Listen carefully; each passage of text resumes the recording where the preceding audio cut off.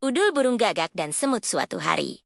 Di hutan yang lebat, hiduplah seekor burung gagak yang sombong. Ia selalu merasa dirinya lebih pintar dan lebih kuat daripada hewan lainnya. Suatu hari, saat burung gagak sedang terbang, ia melihat seekor semut kecil yang sedang berjalan di tanah. Burung gagak tertawa dan berkata, "Kau sangat kecil dan lemah.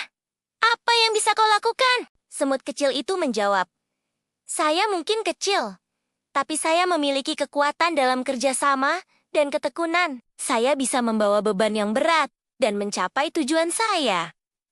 Burung gagak tidak percaya dan menantang semut untuk membuktikan kata-katanya. Semut kecil itu menerima tantangan dan mulai bekerja sama dengan semut lainnya untuk mengumpulkan makanan untuk musim dingin.